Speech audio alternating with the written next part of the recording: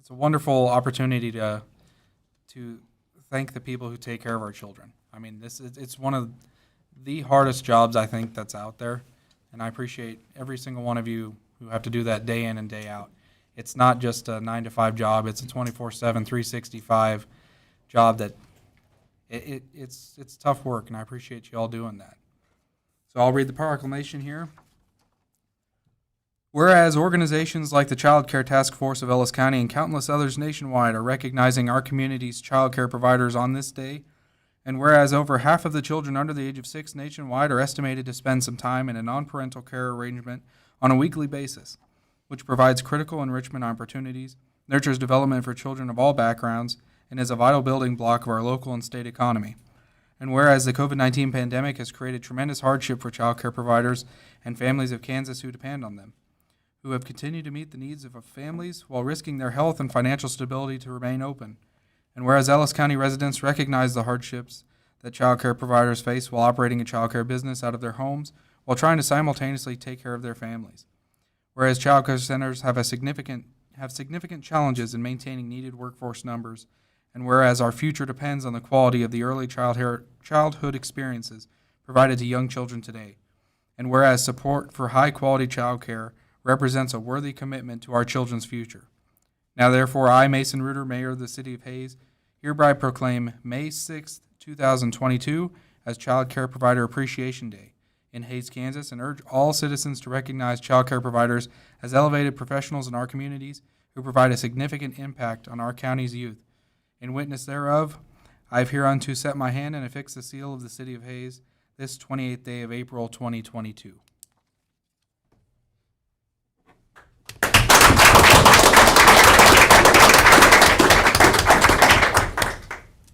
Sarah, did you want a picture?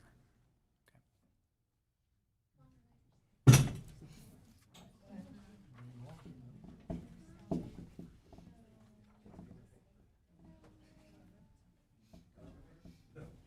that we all changed our shirts today.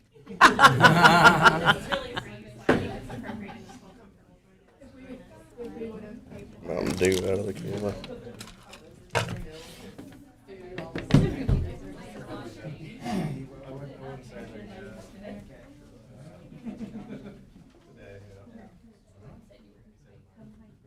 Very good, right here in the middle.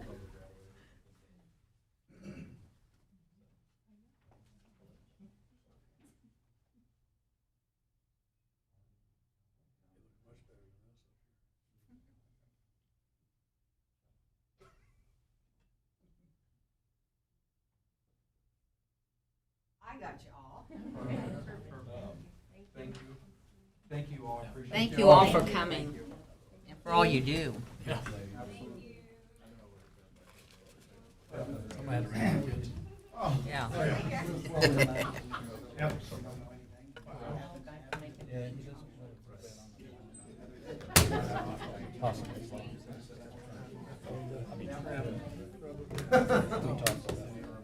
Sorry, need a new one. It's true. Everybody's like 20 feet apart. Yeah, exactly. You've Now officially said it, so. said it, it's out loud.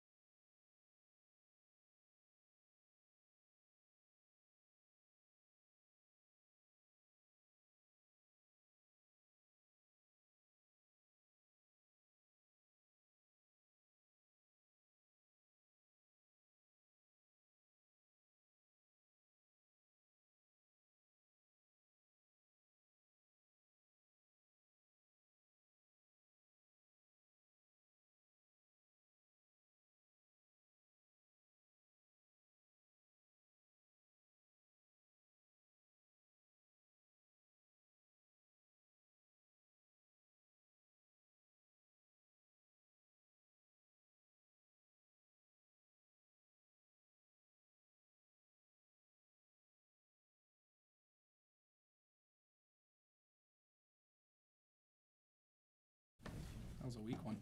There we go. Yes, sir. I know. All right, we'll call this meeting, the April 28, 2022 City of Haze Commission meeting to order. All 5 commissioners are present. First item on the order of business is the approval of the April 14, 2022 minutes. Any questions, changes, or comments? I have none. None? No, sir. No. All right, then they will stand as presented. Now we have the financial statement. Mr. Rupp. Thank you. This is a summary of revenue and expenditure activities for the City of Haze, month ended March 31, 2022. Revenues in March totaled $3,308,616. That's an increase of $471,308 compared to the same period as last year. Notable areas of increased revenue compared to March of 21. Commission capital reserve was up $375,000 due to the receipt of funds from HRC in connection with the turf project at Bickle-Schmidt Sports Complex.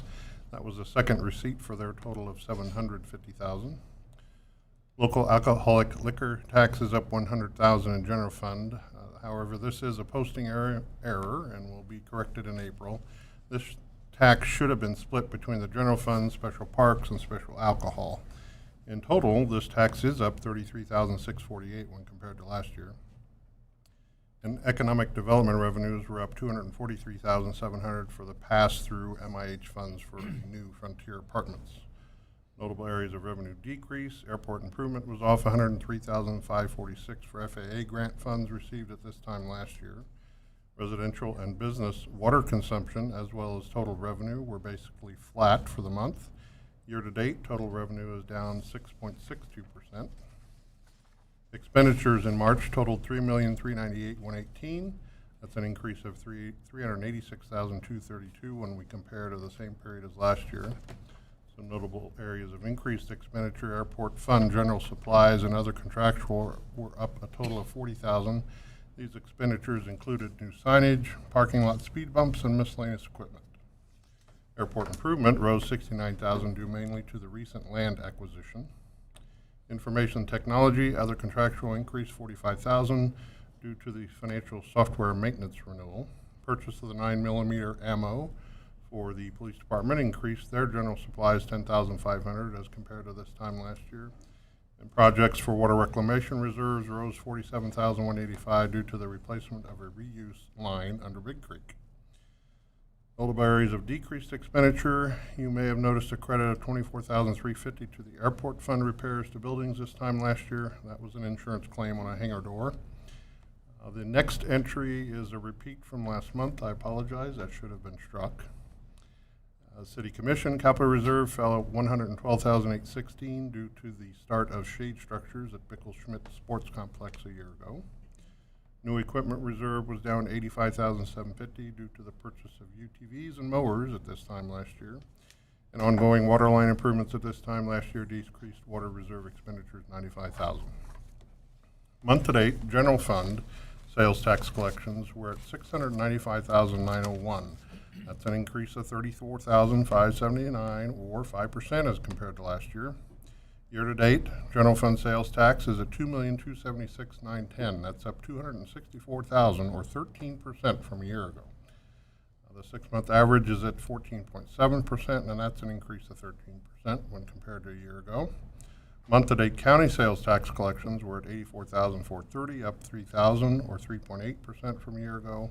Year to date, county sales tax is at $276,000. The report of top 10 quarter to date sales tax collections by classification was up $193,000 or 8.7%. The largest percent increase were in electronic shopping at 99%, accommodation at 61%, and clothing at 11.5%. Those top 10 represent 74% of the total sales tax collections for the running quarter. Finally, the portfolio certificates of deposit on March 31, 2022 totaled $9 million with a weighted average interest rate of 5 basis points, down 14 basis points from a year ago.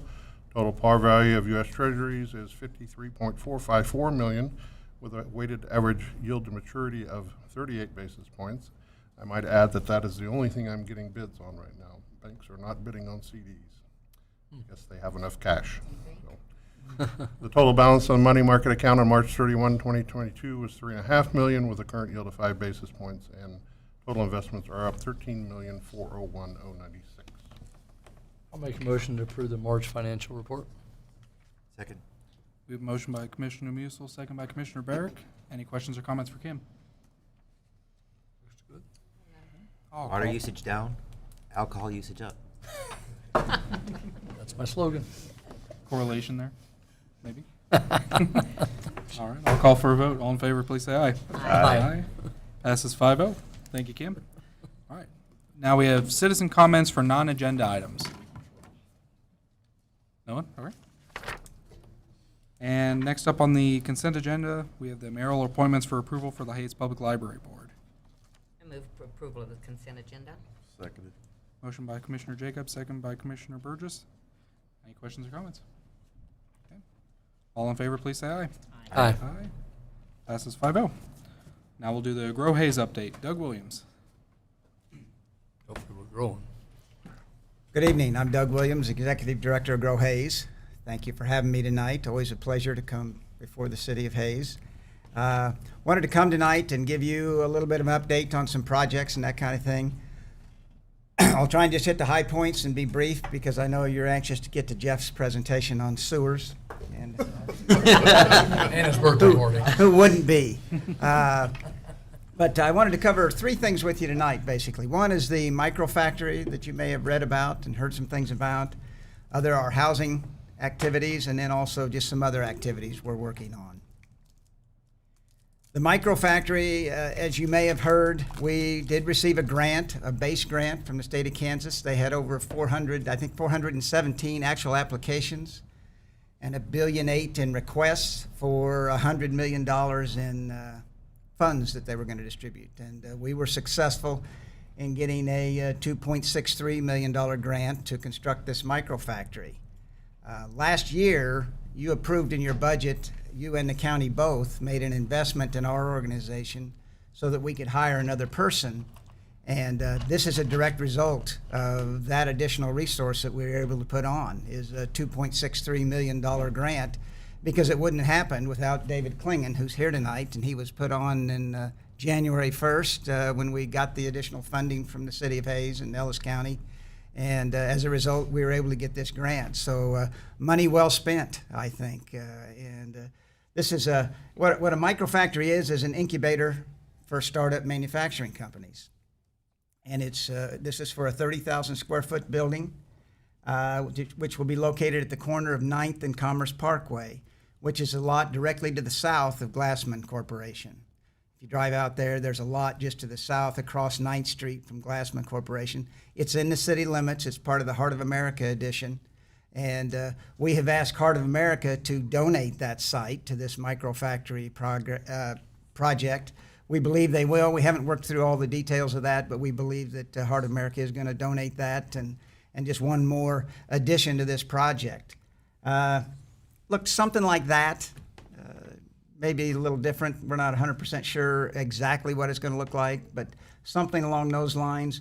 It'll be sliced and diced into 5, 6 different portions where each area will contain a business, which could be a startup. It could be an expansion of an existing company that wants to start a new product and needs a space to do it, or what have you. The space will rent for a below market amount to help them get started, probably be in there in a 3, maybe 5 year kind of time frame, where the goal would be that they grow during that period of time, they outgrow their space, and then they need a building down the way that we can build for them, or that they build in the Heart of America edition, and the next guy moves in. So this is a kind of a revolving place that'll be like an endowment for this process, and we're excited about it. We're probably, we've got 2 years to put up the building.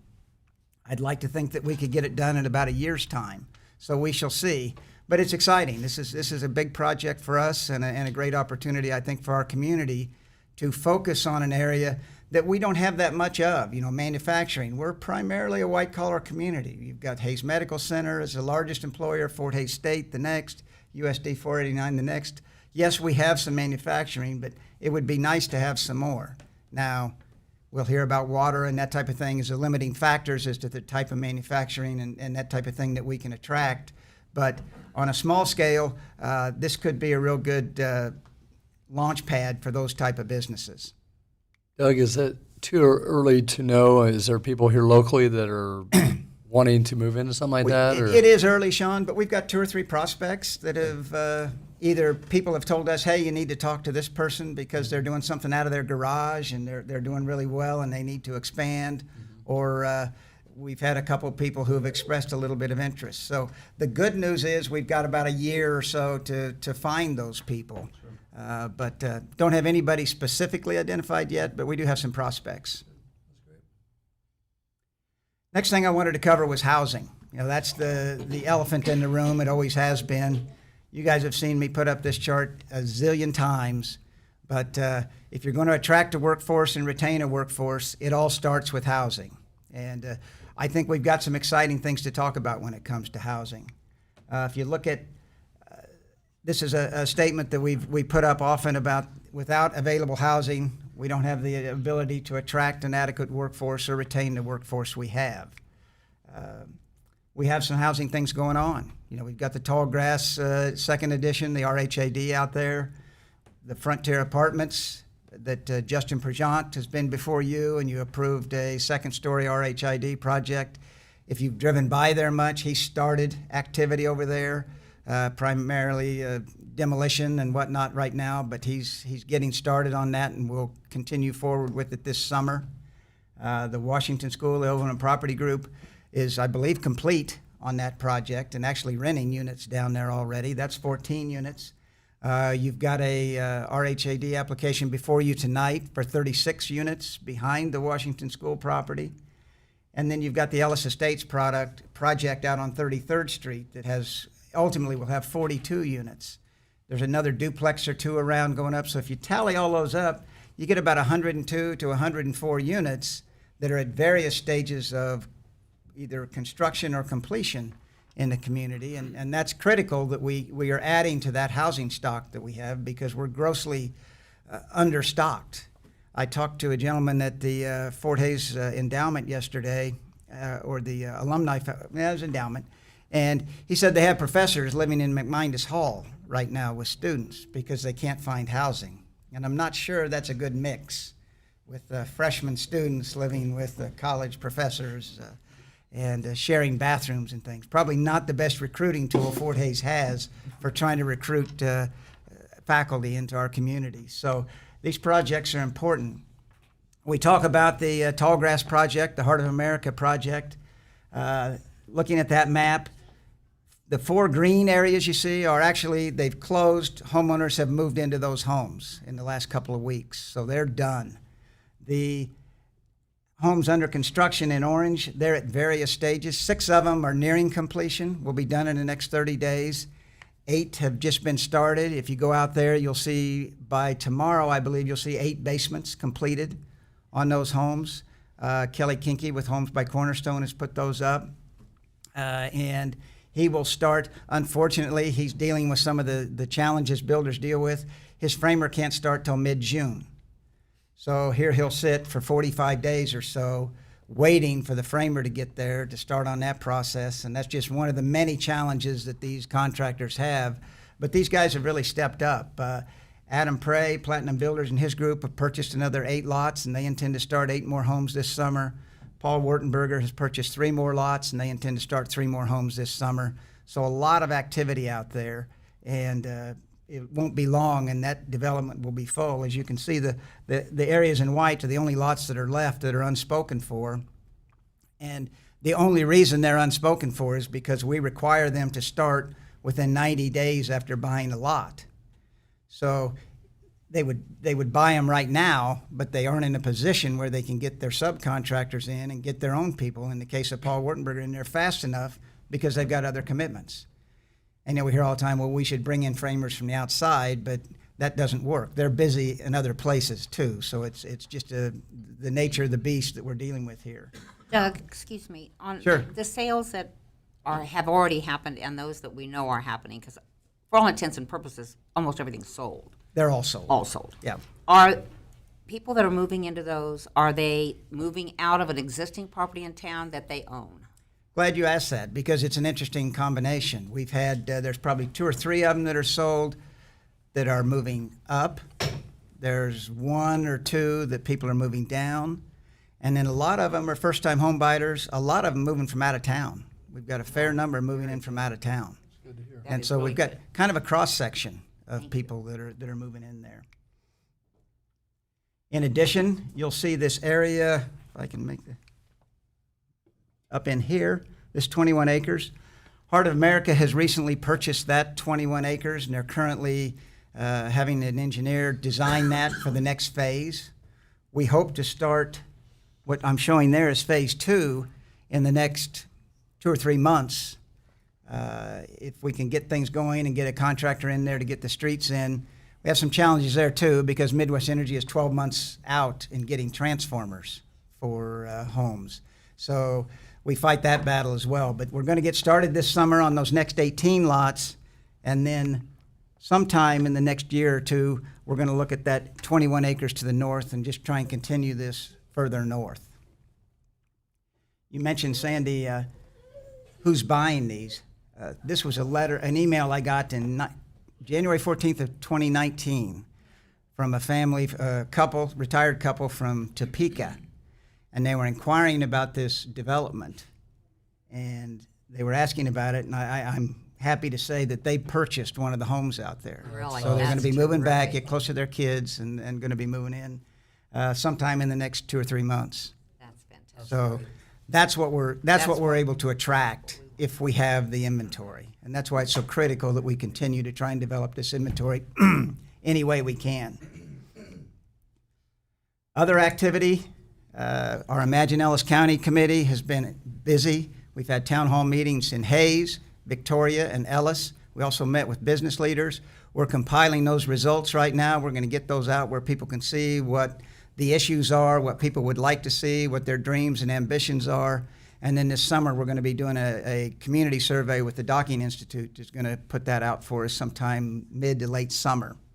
Obviously, child care is a huge issue. You did the proclamation before. Sarah's here to talk about it tonight. We're engaged in that activity. I wish it was an easy solution, but none of these are easy to solve. We've got more retail activity going on right now than I've seen in my 3 or 4 years involved in this. There's just a lot of activity, people looking, restaurants and other type of activity. That's another benefit of having David. He's able to be calling on these people and trying to make sure that they recognize that Haze is a good place to expand to. And we've got some prospects for that. And then we make e-community loans. We just made a loan to the new owners of Flowers by Francis. We've got a loan committee meeting for a loan that we're going to be making in Ellis tomorrow to a guy who's building an A&W over in Ellis. So we've got a lot of activity there. And I'll just plug that e-community loan program. We get these funds through Network Kansas. We administer them, but we don't actually, it's not our money. But they have because the Patterson Foundation has made a grant to Network Kansas, up to 20% of the loan that we approve to a business owner becomes a grant. And we can go up to a $45,000 loan. So up to $9,000 of that $45,000, they don't have to pay back. So anybody starting a business, there has to be a primary bank involved, but anybody doing that, could be a child care provider or something like that, they're crazy not to look us up and look into that, because that is a grant, and then the interest rate that we have on these loans is about 3.5%, which is a very competitive interest rate as well. So if there's anybody that you know of that's looking for a small business loan up to $45,000, they need to look us up. Questions? Go ahead. I just want to, Toby had shared some information the other day about how many houses or apartments are being built. Talked to some people, and they were just kind of blown away on how much is actually happening in Haze. And I guess my hope would be is the media get that out there and show people, we've been talking about we need more, but there's a lot of activity happening or getting ready to start. And I think a lot of what we've been doing, hopefully putting the pedal to the metal, and it's going to happen. It's just going to take time, and it's exciting. And, you're talking about retail, people looking, and, believe it or not, I'm in a business where we're all desperate for help. People are starting to actually come out and look for jobs, and it's kind of exciting. Isn't that nice? So hopefully that will continue. So It's this is good stuff. Thank you. Bet. I just want to continue to congratulate you, and congratulations to David on that grant. That's a huge deal. And I agree.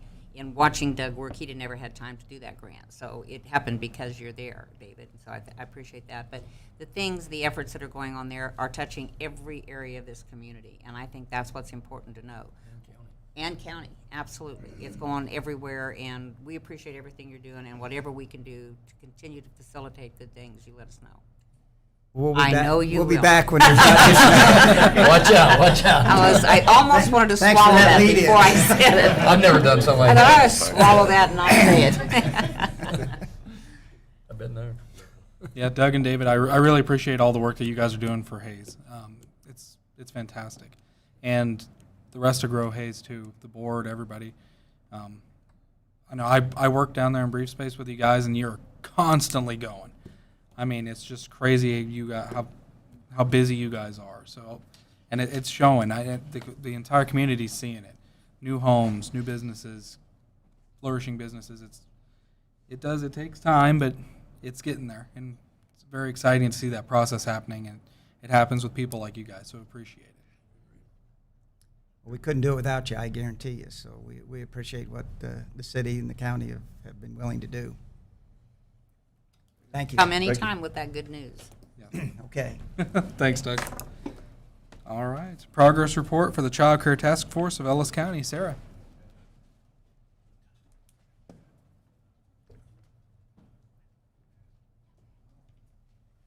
You can't have it. Thank you for having me. I'm Sarah Wassinger, President and CEO of the Chamber in Hays, Kansas, and we are very excited to be here tonight to give you a sneak peek into some of the things that our task force has been working on. Just a little bit of information first off as to who we are. Obviously, we asked the question, why did the task force start? And Rhonda and I had the opportunity at the Chamber level to talk to a lot of our different businesses and organizations across town. And literally every single business that we talked to said, I can't find workforce. I can't find workforce, or I can find someone to come in and take this job, but they can't take it because they don't have childcare. And so it continued to be that broken record. And after a while, we're like, we don't know whose mess it is to own, but we're going to take a stab at it. So we started this process back in September of 2021. And we're able to energize a lot of different folks who are obviously experts. We are definitely not the experts, but feel that we can do a good job in bringing the right people together to start having those conversations.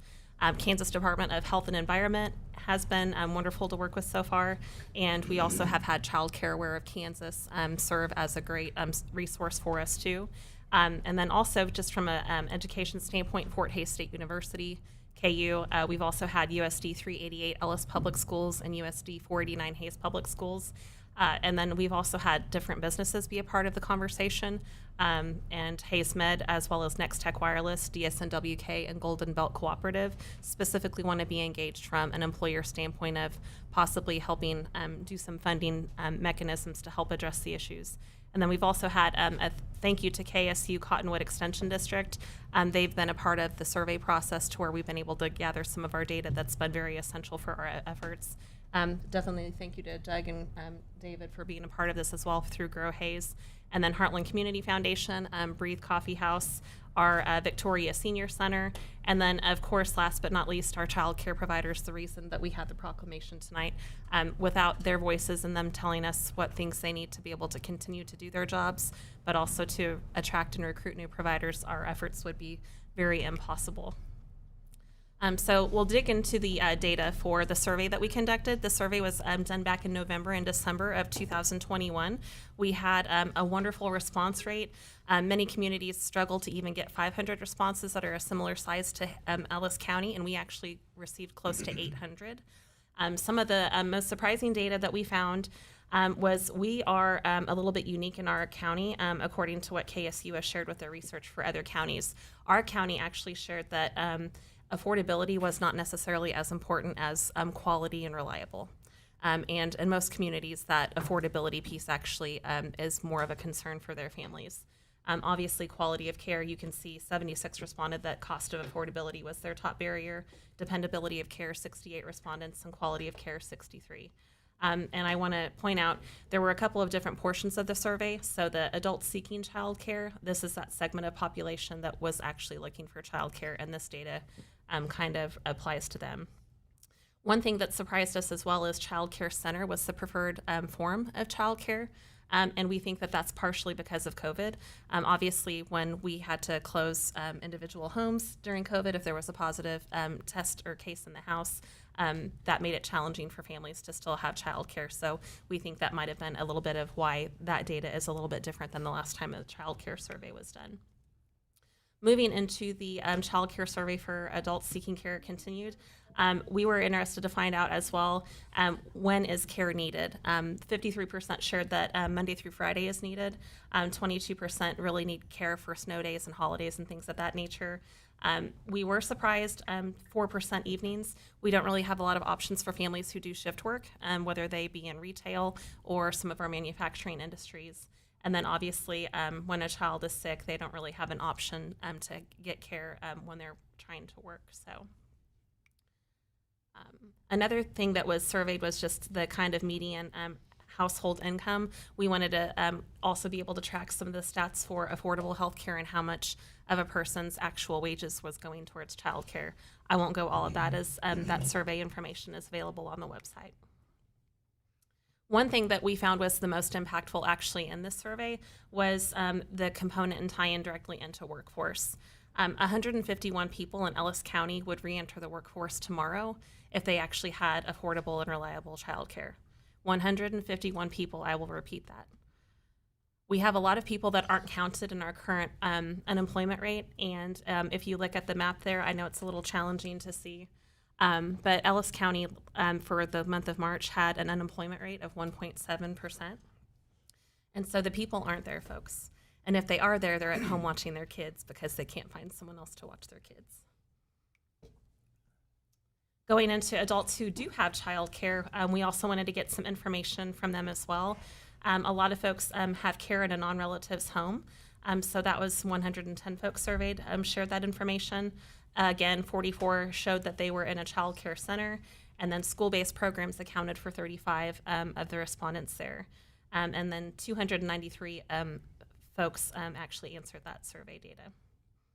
So the top things that were actually identified was the most important factors for when people are searching for child care, or is that the provider is someone that you know and can trust. Obviously, the cost, as we've discussed. The provider has a reputation for good care. The provider accepts infants. You'll see later on that infant care is a very dire need in our community. And then the provider had a loving provider style, someone who could really nurture and take care of their child.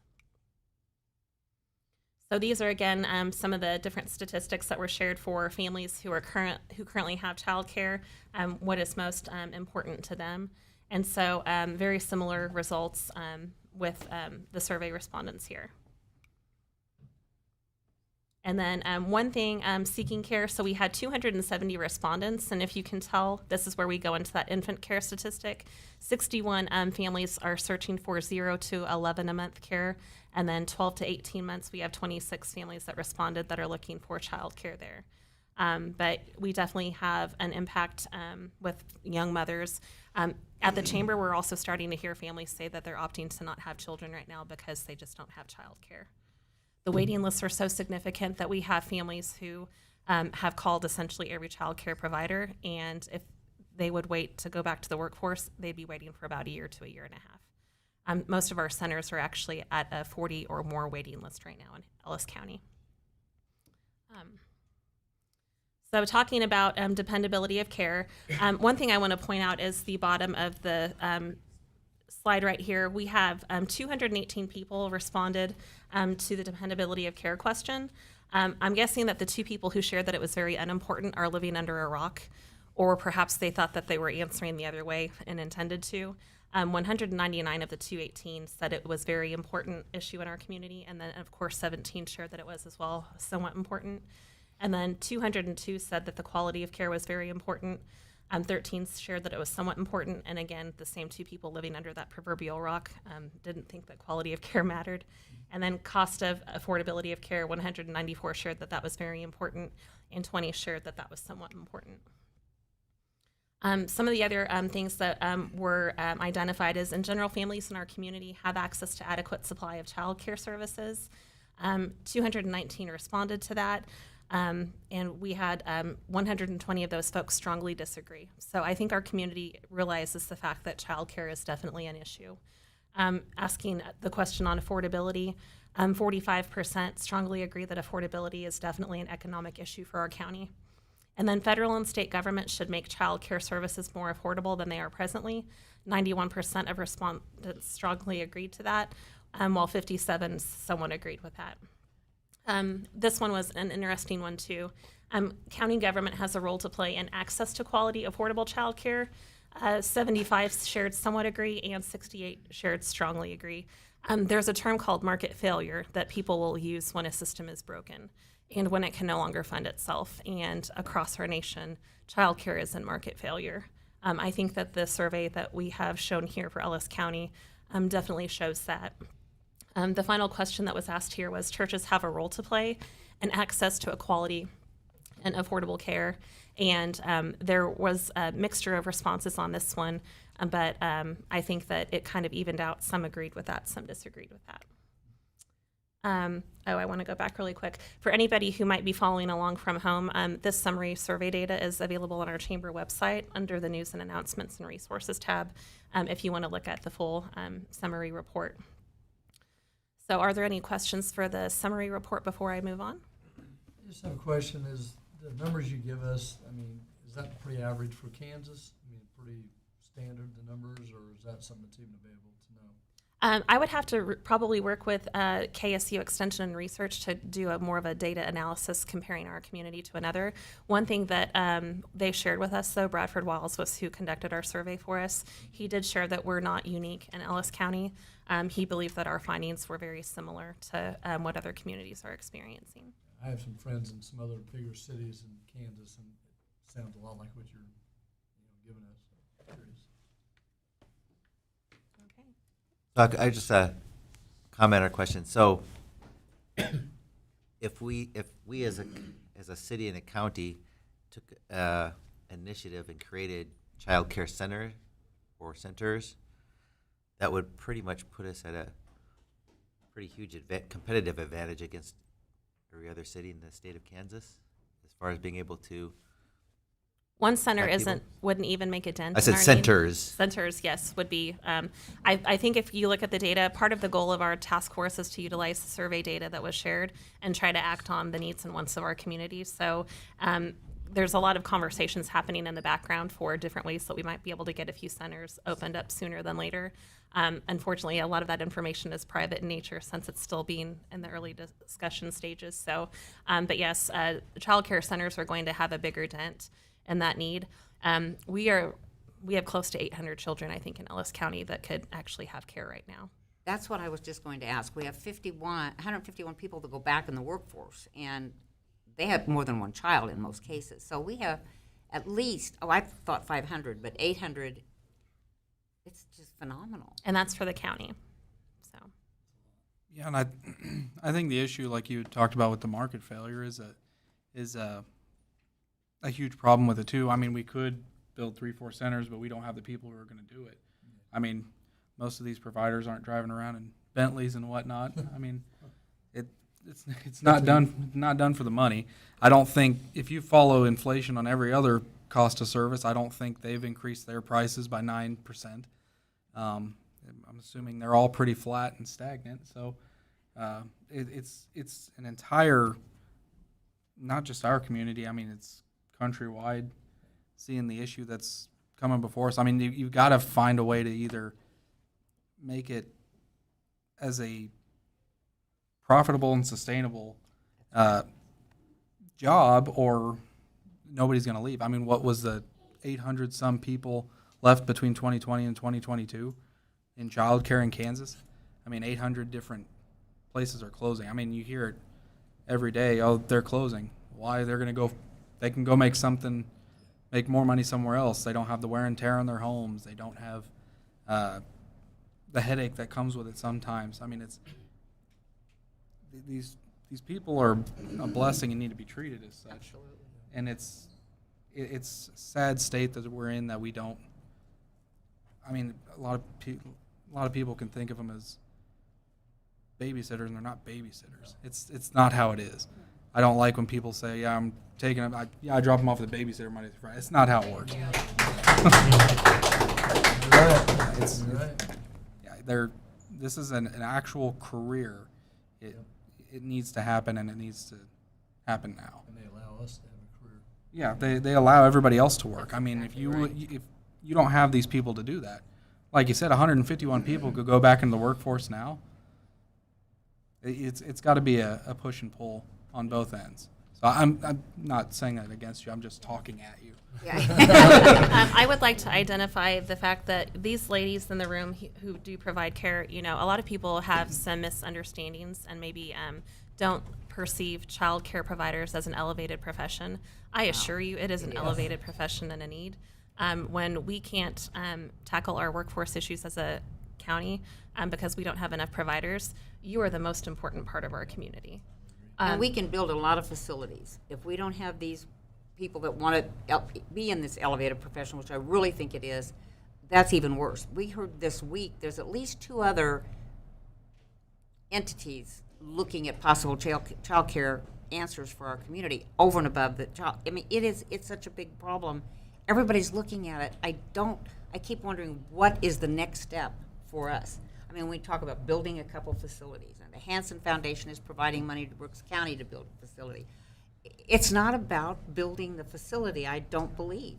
I believe, certainly, but you need to go up to and identify yourself. I'm sorry, Mayor. Is that No, okay? absolutely. My name is Tricia Dreyer, and I have done family child care for 26 years now. And when you talk about centers, to me, I mean, that's all fine and good. There's plenty of children out there everywhere.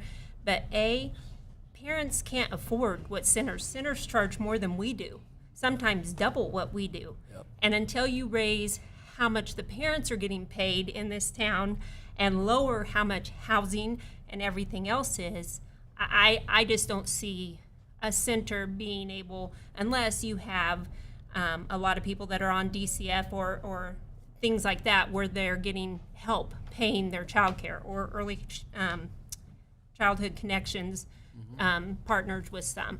This to me, I mean, there's lots of problems in Haze, and we have seen it forever because we have parents that say, I can't, pay that. And what we're making, like you said, we're not driving Bentleys and Lexuses and all that fun stuff. And half of us live in housing that is still, my house was in 1950s was when it was built.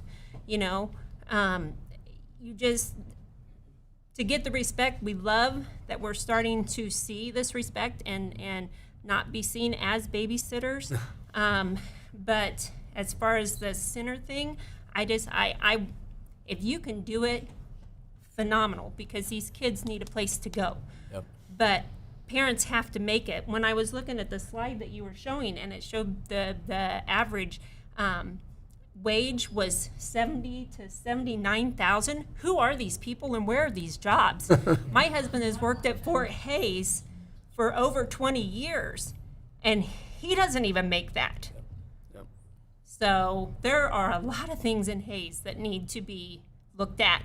And when you can get these kind of things, and I know when we had the Haze Post article that came out that said that our child care was way higher than it was in Topeka, you need to look at that again, because it's taken more of the parents' money, their income, but they're not making what people make in Topeka.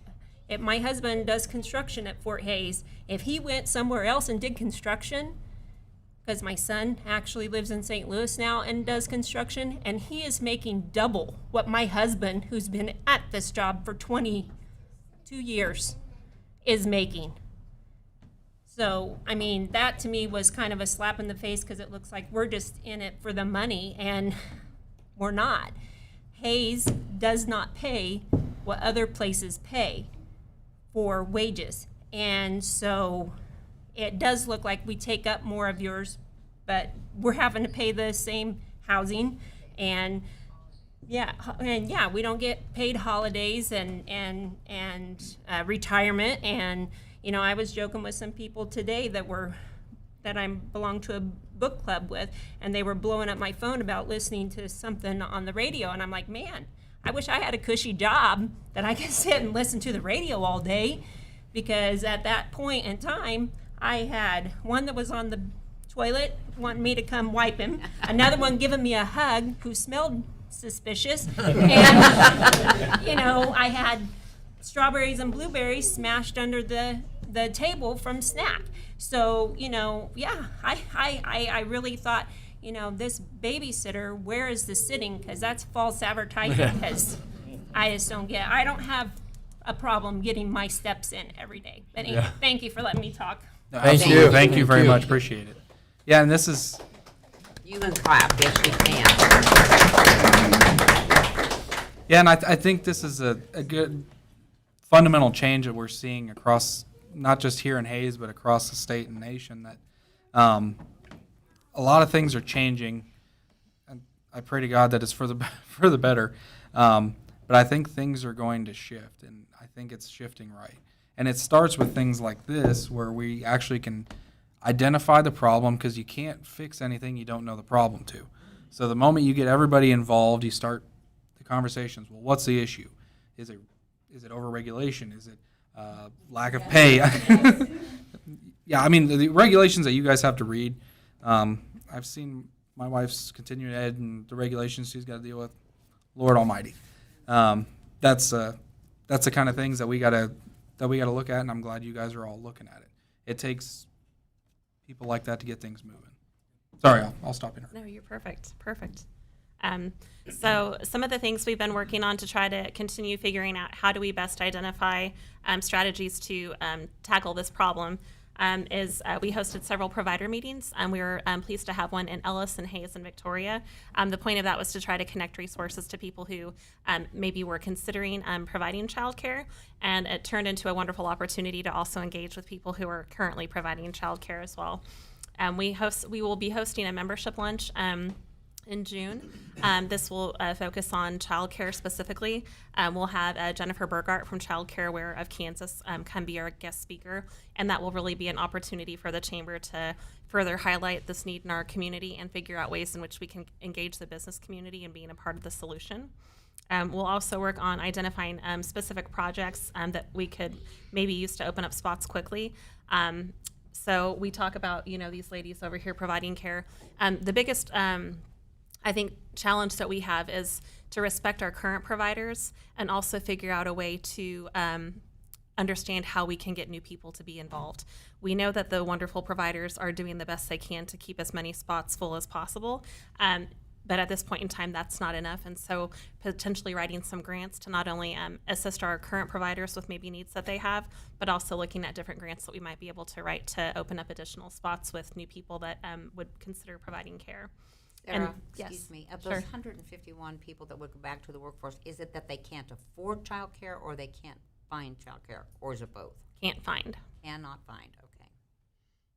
Great question. The last thing, these were steps that we kind of identified in our community's action workshop back in March. We want to create a county-wide benefit package for child care providers. You talk about sustainable living and livable wages. These ladies, as they gracefully shared, they're not making, you know, mountains of money over there. So we were looking at finding ways to help supplement their income and allow them to keep more of their income to help support their families. So whether it be a discount maybe on cell phone service or internet service or things that they have to have anyway to provide care. So those are the types of things that we'll be actually reaching out to our business community in our main newsletter for the Chamber and trying to figure out what we can do to get those folks involved. The Chamber also started a child care provider membership level that we're trying to utilize to provide additional resources to those folks as well. One of the things I did want to share, at the Ellis meeting, we actually had 9 providers show up, I believe. 8 current providers attended that one. The Haze meeting, we actually had 9 current providers and 1 new provider attend. And Victoria was our surprise. We had 2 potential providers show up at that meeting and a current provider as well. Where do we go from here? The challenges facing our providers is that they report that they don't feel valued and respected as a profession. We have, as a community, we have to identify a way to show them the respect that they deserve for the service that they provide for our community. And if we can do that, perhaps that will make it more pleasant for people to consider as a possible career.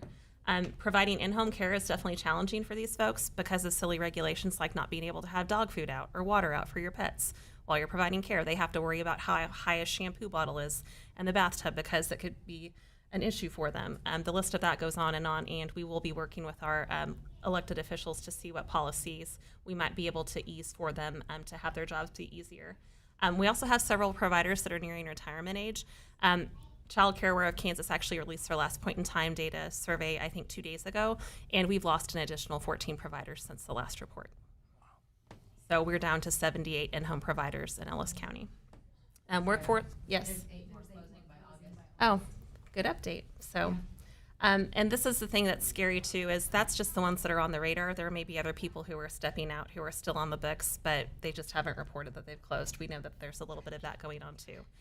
And then we talked already about the livable wages for the child care providers. So where do we go from here? Obviously, we need to support efforts to elevate child care as a respected profession and make sure that our current providers know that they are appreciated and loved and that they're the backbone of a successful community.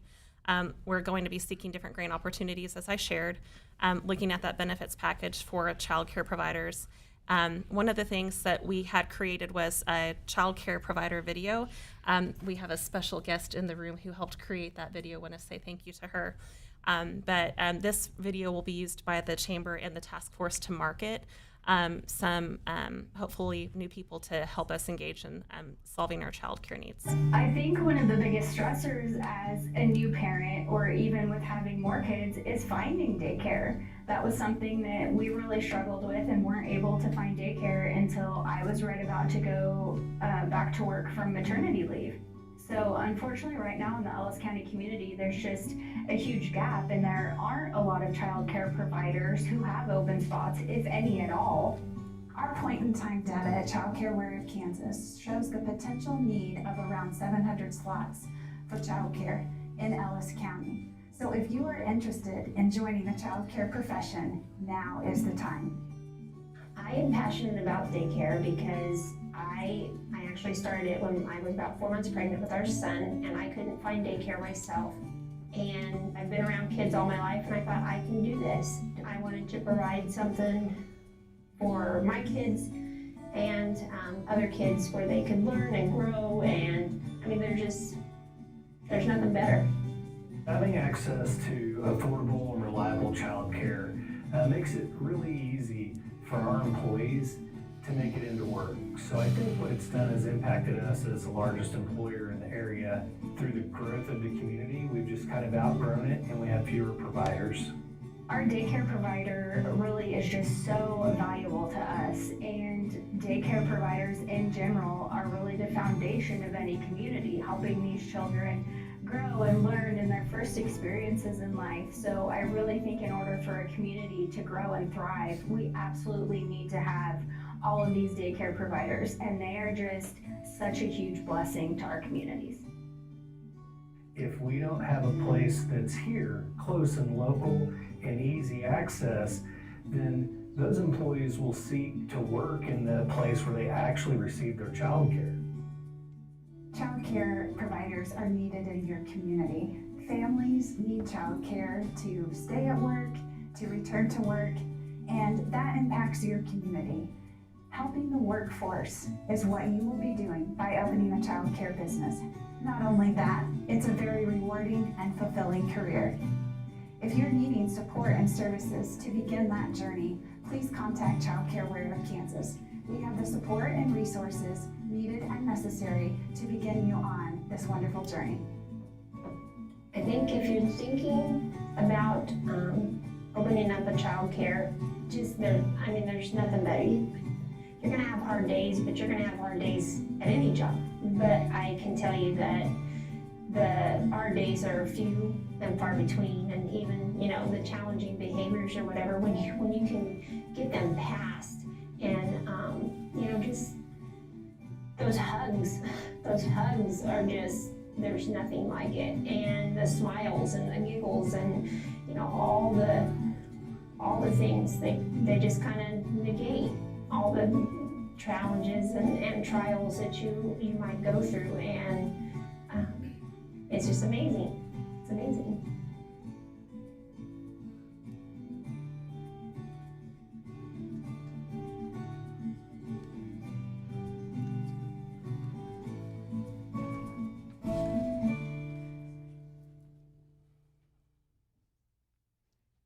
I think part of the leadership question that we all have to ask ourselves is, you know, whose mess is this to own? Obviously, we have a task force who's putting this together. We have a lot of engaged providers who are doing their best to provide care for our families. They're giving us as much feedback as they possibly can. But it's going to take all of us working together to find some sustainable solutions to address this. And I would love to stand for any questions, and if there's an opportunity perhaps for even the city of Haze to have some skin in the game. I'm not sure what that would look like, but I do think that at some point in time, that might be something that could be very helpful too. Sarah, how many child care providers are in Haze today? The county individual County.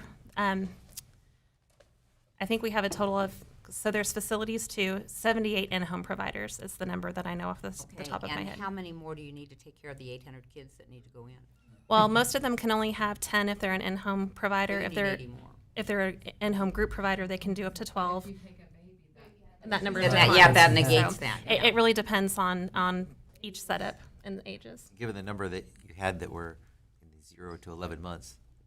It's 0 to 18. Or 0 to Is 10. what they're- yeah. I was just looking at the. Yeah, it takes 2 spots from 0 to 18. Right. It's not a matter of just finding the homes. It's the fact that nothing can change if we don't have new providers. Right. And the only way we can get change without new providers is for the state to change our number categories to open up slots for other children. But not everybody wants more than their 6 capacity or Right. whatever. Right. It's an individual preference. Yep.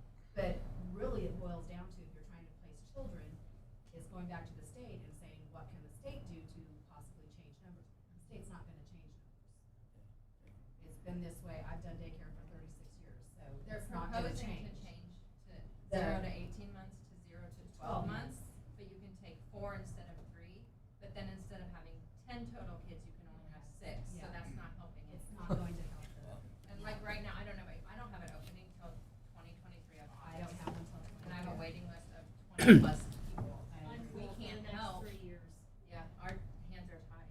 We And can't help. unfortunately, the centers, like, I've had parents call me for out at, I'm not gonna mention the center, but $720 a month for an infant spot, that's way more than what they pay us for an infant spot. So that right there, like I said, the cost alone, years ago, I checked in and jokingly talked with Haze Med and said, you need a daycare facility, it's a liability. It's a huge liability, but it also won't accommodate your night shift people, your weekend people. So they're kind of caught in a thing too, that, okay, we can offer daycare from 6 a.m. to 6 p.m., but then you're gonna have your night people upset, your weekend people upset, because they don't have daycare. And there's a lot of single parents that do work during the night, they still do need daycare. So we've all been trying to brainstorm on what we can do and what we can change. I've tried to recruit people. I've had no success. I don't know what to do. I mean, you can entice people all you want, but if it's not for you, it's not for you. It's sad. I got 20-some people on the list. I don't even know where to tell them to go. I mean, I can't even give them a name. And it's hard to recruit people when we don't have benefits. If my husband didn't have benefits, I could not do this. I stayed home to watch my kids, and I love what I do, but we have 0 retirement, so that scares me. We have no insurance without our husbands. If we try to take a paid day off or vacation or anything, the parents kind of get huffy sometimes. We don't have anything that they have. They get raises, we don't get regular raises. We So it's understand hard. if we Yeah. take a day off. We understand. We feel we should get paid some days off, but we also understand they may have to pay another provider plus pay us, so it's costing them double if we do take a day off. So we're kind of caught, so we take the hit and say, we're not gonna take a paid day. I just had to take 4 weeks off extended leave, and I don't have the heart to charge my families because they become your family. They Those have to kids pay are my somebody kids, else. and so I didn't, so I just had to eat that loss. It's just hard to recruit people when they're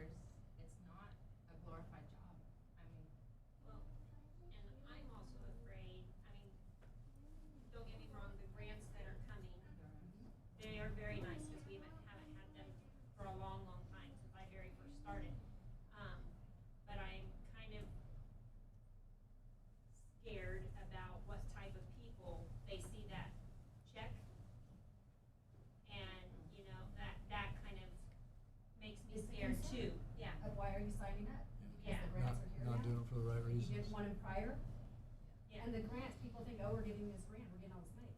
They have no idea the wear and tear on our home, how much money we put into our home. And the stipulations on the Everything. grant. We Right, can't we just just can't just roll whatever. around in it. No. So, Every dollar I've received has gone back into my daycare, every single dollar, and then some. So it's a help, but like I said, bottom line is you can't force somebody to be a daycare provider. And you can't find them out there. and you wouldn't want to.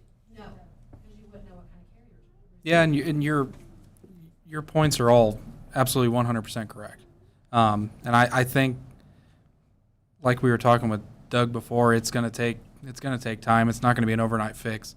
So I know I can probably speak for all of us how much we appreciate you guys for what you do. I mean, it's a huge benefit to not just the parents that you take care of, but the community at large. So it's something that we're starting now. The conversation's begun. We've identified what needs to happen, and I think we can just continue to move forward.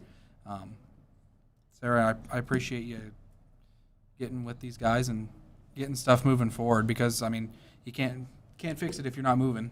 So I thank you. Well, I will commit to all of you and promise to all of you, we're not giving you lip service. This is very, very serious for our whole community, all aspects of our community, the economic development in our community. I think I speak for every one of us. We will be looking into what the city of Haze can do to help you all. Thank you very much. Thank you. Thank you all. Thank you. And Sarah, thank you for the work of the whole committee. Please Thank you express all. that. We started with appreciation. We want to end with appreciation. So Monday next week through Wednesday, 7:30 to 5:30, and then Thursday from 7:30 to 12:30, our chamber office is actually going to be doing giveaway bags in appreciation for our child care providers. We understand that is during your hours of operation, about that. and that Yes. might be challenging. So if you have parents who can come pick up a bag for you, we would love to do that for you, and we'll be doing a couple of drawings just as extra thank yous. So, If you don't call me, I'll pick up the bag and bring it to you. but thank you for your time. Thank you. all. Appreciate you guys. And you're more than welcome to stick around for Jeff and his presentation as well. You gotta get ready for tomorrow. Thank you, guys. There's always a pretty good excuse to leave. Thank you. Thank you all. That's normal. Yeah, before you start, Jeff, we're going to sing Happy Birthday for you. Please don't. Happy birthday to you. Happy birthday to you. Doug, I don't hear you. Happy birthday, dear Jeff. Happy birthday to you. Thank you. Appreciate that. As I was, good evening, Jeff Crispin, Director of Water Resources. Get back to business. But as I was presenting, I do have to say, turned 47 today, and that soda ash machine is a year older than me. So I thought I would throw that out there. I know Reese had talked a lot about that soda ash machine. All right, let's go ahead and get going here. Thank you all. 2022 capital improvement plan includes, I don't know how I'm going to do this presentation. Anyway, includes projects to upgrade water lines in various locations throughout the city. Last week's work session, I did mention that the memo that you received for the work session had some math errors in it that has been corrected, and with the new agenda packet that went out on Monday, you received the updated version. So just a little bit of a background here. I got to get back here. I want to know if it was Michael that found the errors. No, I think- it wasn't Michael that found the errors. I think it just comes with age. As a reminder, in November 2021, Commission, you approved a project for Driggs Design Group to do design and engineering services for the 2022 and 2023 years waterline projects that are listed in the capital improvement plan. This visual shows those projects that we're working on. So 2022 includes the red lines that you see there on the top right, bottom, and the bottom center of the visual. Those lines include 6th Street from Pine to Montgomery Ditch, 25th Street from Oak to just west of Vine, and 25th Street Terrace in the same area that is from Oak to Pine Street. Also, just for reference, in 2023, and what we're designing right now are the lines on the top left that are in yellow or gold, and then there are some dots, there are some purple dots throughout that visual. Those are hydrants. This has been a little bit different than we've done in previous years. Usually we design 1 year, but since sometimes the budget numbers come back a little bit more favorable, one of the things that Commissioner Musil had asked us before, you have other waterline projects available. That's kind of what we're doing and why we've designed additional years. So a little bit more zoomed in. This is 6th Street. That red line represents 1,545 feet of water main. It's a 4-inch water line along 6th Street. It goes right down there to where the ditch passes under 6th Street. Located, obviously colored in red. New water line will be installed behind curb and sidewalk out of the street. That way, we like doing that. That way, in case there's any water main breaks in the future, we don't want those. We wouldn't be cutting through concrete, sometimes brand new concrete, or digging in areas behind curb, which helps.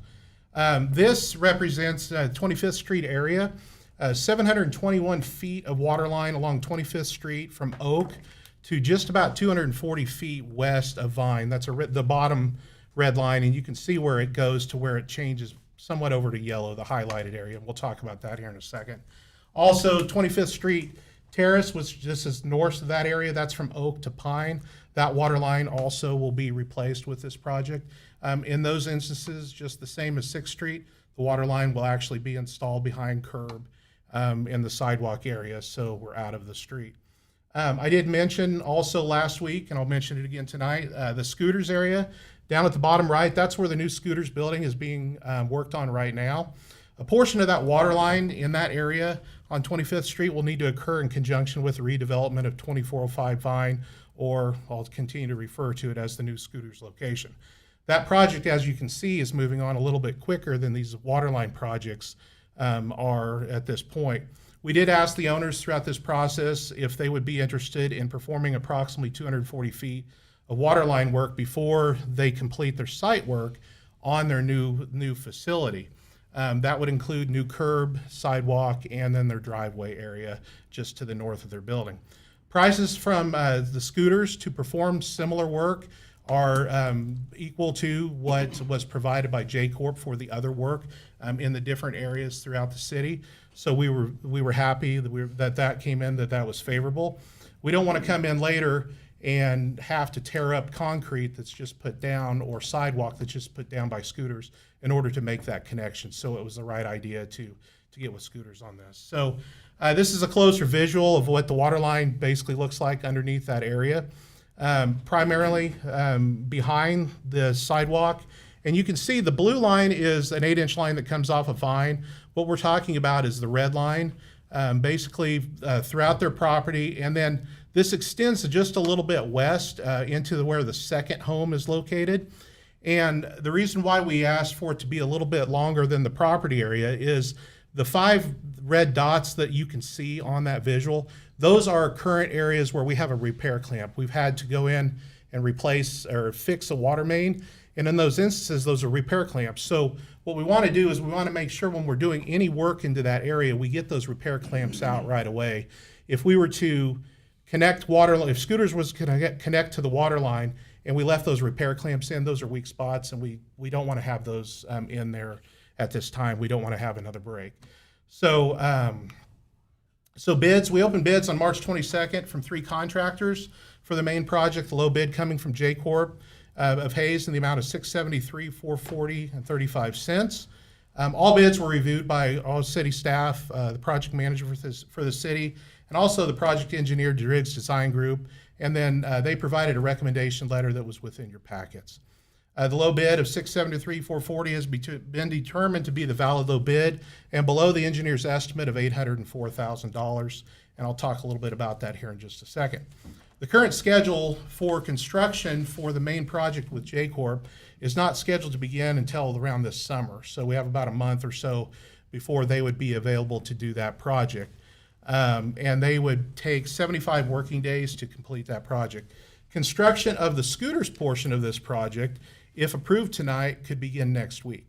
They're moving that quick, so we'd be interested to prove. We would appreciate approval tonight of that project. The cost of that would be $57,090 for that portion of this water line. Inspection of all work, no matter which project, would be done in-house by our Office of Project Management. So So on the financial portion of this project, as a reminder, we placed those three areas on the capital improvement plan in the previous budget, and the total that we estimated was $816,000, and the engineer's estimate for the project came in around $804,000, so it was very close. Regarding the remaining budget, so after paying J-Corp for the 2022 water line project and reimbursing Family Blends, which is scooters, the total project would be $730,530.35. Looking at our CIP budget, we budgeted $816, so our remaining balance, our remaining budget, would be just over $85,000. My goal would be to get back in front of you before the end of the year with another project so we could spend up to that budgeted amount. And that's why they are working on the 2023 water line projects as we speak. So could be some hydrants that we would have some additions for that remaining budget. So tonight you have three options. Accept the low bid for J-Corp and authorize reimbursement to Family Blends, LLC, which is scooters. Direct us to another option or do nothing. And this would be the action I would request, and I would stand for your questions. I move to authorize the city manager to enter a contract with J-Corp in the amount of $673,440.35 and reimburse Family Blends, LLC in the amount of $57,090 for a total of $730,530.35 for the construction of the 2022 water line improvements to be funded from Water Capital. Seconded. We have a motion from Commissioner Barrick, second from Commissioner Burgess. Any other questions or comments? I just have a quick question. A lot of the bids lately, J-Corp's been getting them, and they've been under budget, which is great. Are we confident that they can get all the work done that the bids that they've won? Or however? I can't speak to the other city projects, I guess. I guess that's true. You know, they've been in front of you for quite a few of the projects. I do know that they've done a great job for us on the previous water line projects. They've stayed within the budget, within the authority that you give us. I'm confident in the work that they do, not only water line, but concrete work. They're currently, I believe, at East Frontier Park, and they're working down at the pool. So they do great work. They've done great work, Commissioner. Good. So my clarification, J-Corp can't start the larger project until later this summer. For Scooter, are they doing the Scooters project then next week, or is Scooter going to contract somebody else to do that? I believe Scooters may have contracted J-Corp. Okay. We work with Scooters. I'm not 100% sure who their contractor is to do this work. We're not, from the city standpoint, we're not necessarily worried about who they contract for that work. No, as long as they follow the specifications and the design for that project. So it was even that small portion was designed basically similar to what was designed for all the other water line projects. We have specifications, city specs for water and sewer that are approved by KDHE. They have to meet those requirements in order to do any work. And who makes sure they follow those? City inspector. So Office of Project Management, a project manager, and he has an inspector who is daily out on jobs. Any other questions or comments? I heard a rumor that the owner of Scooters, his actual college nickname was Scooter. I can't confirm that. Thank you for singing tonight. Make sure they got good water going and coming. Yeah, they need good water for that good coffee. Okay, I'll call for a vote. All in favor, please say aye. Aye. Passes 5-0. Thank you, Jeff. Happy birthday. Okay, next up, the resolution making certain housing needs, findings, and determinations as to a proposed RHID 4th and Fort. Mr. Rupp. Good evening, Commissioners. Kim Rupp, Director of Finance. We are in receipt of an application for a Rural Housing Incentive District, or RHID, from Turnkey Properties, LLC. The developer seeks to construct 4 structures containing a total of 36 apartment units to be located at 4th and 4th Street, directly west of the former Washington Elementary. And as you're aware, the RHID process is multifaceted. The very first step in the process is adopting the resolution before you tonight, making certain housing needs findings and determinations, advancing the statutory process of the RHID creation. Following adoption and publication, the resolution then will be sent to the Kansas Secretary of Commerce for approval to move forward with the creation process and further commission action.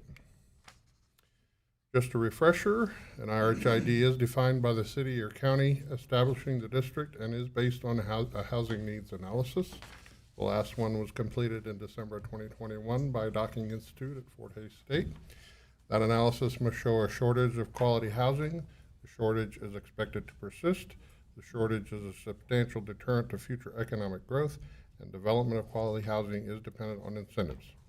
The proposed development fits within the findings of the 21 report. RHID captures 100% of incremental property taxes, less 1.5 mills to the state and 20 mills to the school district. They can be up to 25 years per project and can be financed by either bonds or pay-as-you-go.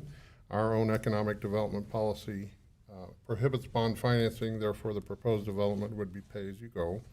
And at expiration, the total improved valuation will be restored to all the taxing jurisdictions.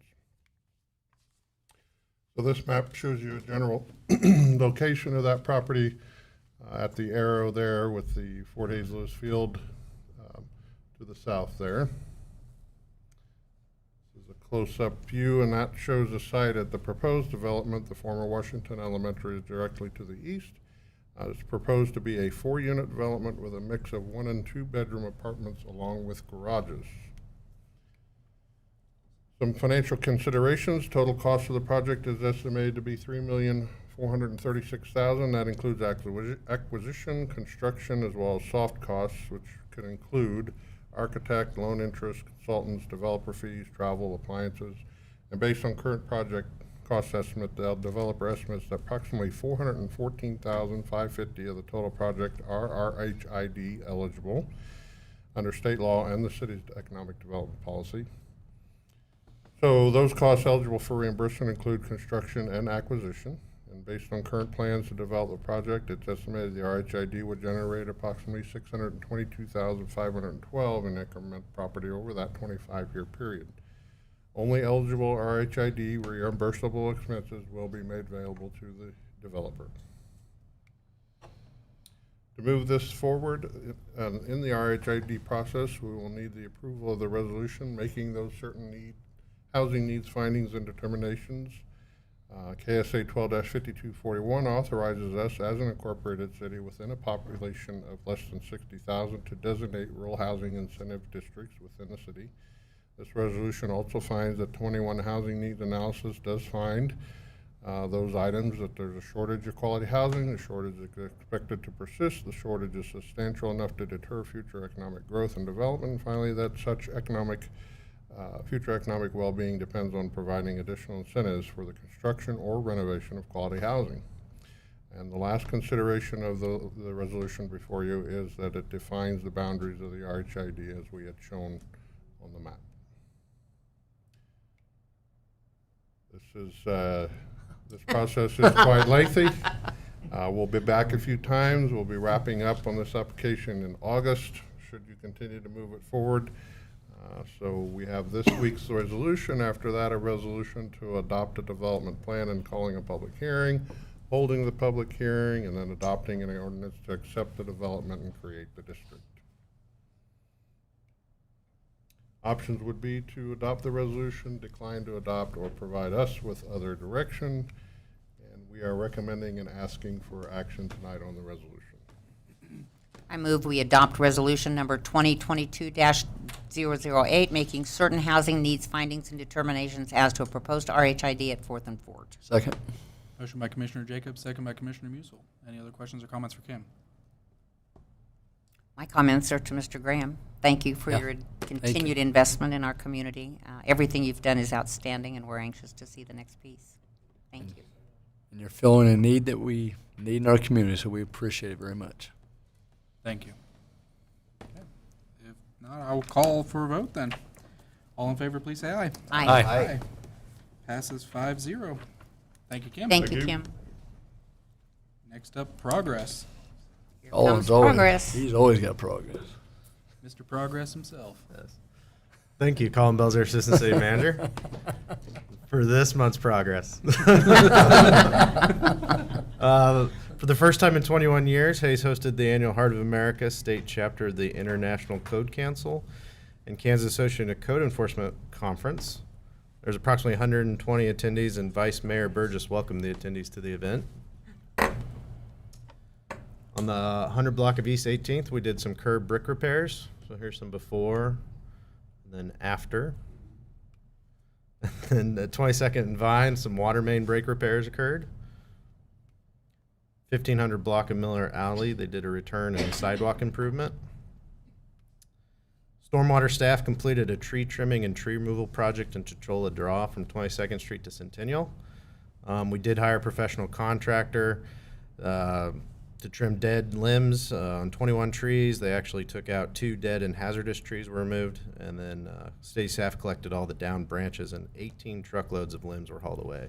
Looks like they took all the leaves off on the after. I'll talk to Jesse about that.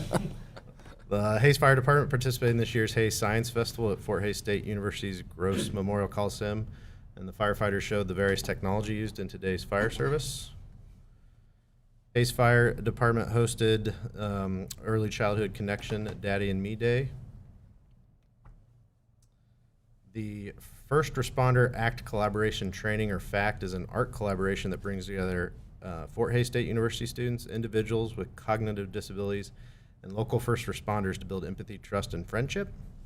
This is a collaboration with FHSU, DSNWK, and local first responders. They participate in their annual FAA-required ARF live burn training. The City of Hays qualified as Tree City USA for the 43rd straight year. And then also Parks Director Jeff Boyle was awarded the Jim Strine Community Forestry Award. Park staff transplanted 104 seedlings at the tree nursery.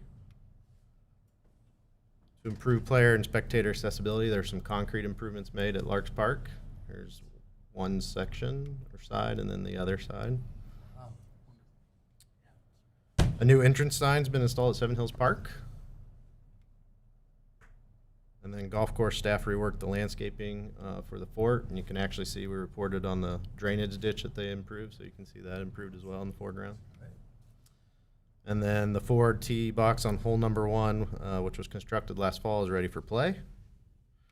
Then everyone is aware that the conversion of the infields is complete.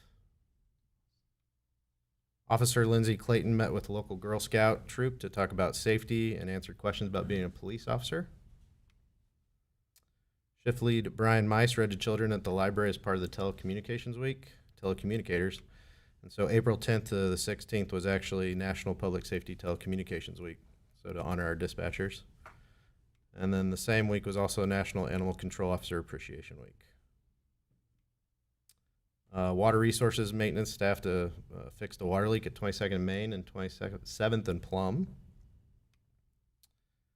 Water poster judging took place on March 23rd, and there were over 300 posters were submitted.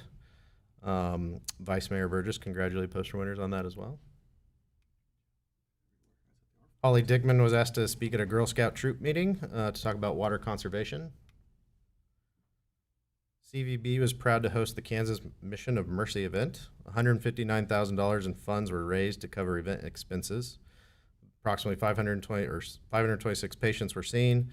471 fillings and over 1,500 extractions occurred for a donated service value of $673,000. And there were over 500 volunteers that were registered, including Fort Hays State and NCK Tech nursing students and NCK Tech plumbing and electrical students. The Kansas State Firefighters Association was in town. CVB welcomed the group with over 200 welcome packets, registration assistance, and shuttle service. Hays also hosted the inaugural Kansas Prairie Chicken Festival. So actually our area is one of the few places in the world where you can see the greater and lesser prairie chicken. Attendees came from 24 states and Hungary. It's because you guys are laughing. The greater and the lesser gets me every time. Sorry. All right. As I already said, Heart of America building officials and Kansas Association of Code Enforcement was in town. Brandon Cooley with CVB captured video and photos of the fire department training exercise at Lucky Buffet before the building was demolished. Hess Services has completed the installation of water, sewer, and stormwater for the Kingsgate Second Edition along 41st Street. The subdivision adds 22 residential lots, and they're now working on curb and gutter. March 28th, Paul Wurtenberger Construction started on 27th Street, working on the south side, obviously, and they'll be there about 2.5, 3 more weeks until they move over to flip on the north side of the road, and traffic will switch directions. Bridge deck repair started. This is Lincoln Draw on 37th Street. And then there's 2 other locations that are being worked on as well. Human Resources hosted CPR and first aid training. Over 44 employees completed the American Heart Association's Heart Savers First Aid CPR and AED program. The airport main staff is working to remove the fencing and obstructions on the recently acquired land to the east of the airport. And then they actually had to remove concrete as well that was put in with the fencing to stop the dogs from digging underneath or escaping. And then a drainage ditch that ran behind the airport hangars and to the south was recently rerouted to on the newly acquired land, which will allow for better utilization. And the airport hosted a Daddy and Me event through the Early Childhood Connection. They toured the ARF station, the Kansas Highway Patrol hangar, and the Eagle Med hangar. Questions? Good job. Good progress. Thank you. Haze happenings. I don't think it's appropriate to laugh at the size challenge of prairie chickens. Calling them lesser. I knew you were going to have a comment. The country. Yes, the country. That's Holy cow. What's happening, I've got Melissa? control here, Mayor. Good evening, Mayor and Commissioners. Melissa Dixon, Executive Director of the Convention and Visitors Bureau, with some happenings in May that I want to be sure are on your calendar and you're aware of. Tournaments out at Bickelschmidt Sports Complex this weekend will host USSSA May Mayhem, which is baseball. They're expecting 44 teams. The following weekend, Haze Hit Fest, which is fast pitch softball, will have 25 teams. I don't have a team count on that final tournament, but I will the next time I see you. And CVB staff does try to update our restaurants and let them know when big events like this are coming to town. Thank you. You're welcome. Haze Symphony will present their concert May 1st, Voyage to France, and this is a joint concert with Fort Hays State Choirs and Smoky Hill Choral Group. And that'll be at Beach Schmidt Performing Arts Center. Chamber Golf Tournament will be coming up May 6th. The team spots are all full, but if you talk nice to Sarah Wassinger, she may still let you into the patio party. Brews on the Bricks will be May 7th. There are still general admission tickets available. VIP is sold out. If you buy 10 tickets together for a big crew, you do get a discount to $35 a ticket. Or you can volunteer and you get in for free. The Tardiata Community Fiesta will be at the Downtown Pavilion. Following Brews on the Bricks, they will have taco truck, piñata, music, and it's an organization, it's with the United Way to introduce the Hispanic community to community resources and also the community to the Hispanic community. Here's some commencements and graduation dates for you. Please note, NCK Tech has moved to Thursday, May 12th, and Fort Hays State will once again have 2 ceremonies. The illustrious Ward Davis will be in town. He has a special relationship with the Hays Police Department. Just be aware that that will be happening Friday the 13th and May 14th. Wow. RPM Speedway will have 2 races in May, the 14th and the 28th. Remember that kids under 12 are always free. And a new exciting exhibit is coming to Sternberg. It is an immersive experience with Sahara sea monsters. I don't know the name of that creature. Is there any commissioner that knows what that? Sean. I want to know if they're real. Can we go see them? That one is Titanicthus. I'm glad you know that. I knew that. You have a big pool it's going to be in? Or? Yes. Yes. Digitally immersive is what I mean. Digitally, okay. Not a dunk tank. Oh, okay. But they're intimidating. Look at that face. That only a mother could love, but I'm excited about that new exhibit. Also opening, Downtown Haze Market will open May 28th. Always a good time with good coffee, good conversation, fresh produce, but also cinnamon rolls. And opening day for the aquatic park, May 28th. They will not flip-flop and change hours on Sunday anymore. It's going to be 12:30 to 6:30 every day. And if all maintenance checks go well, this will be the same opening day for our splash pad. Any questions for CVB? Sounds like a lot of cool Good things stuff. happening. Thank you very much. Very good stuff. Thank you, Melissa. Appreciate it. Commissioner inquiries and comments. Commissioner Barrick. Well, I think, a lot of things that we heard tonight, I actually liked Doug's pyramid.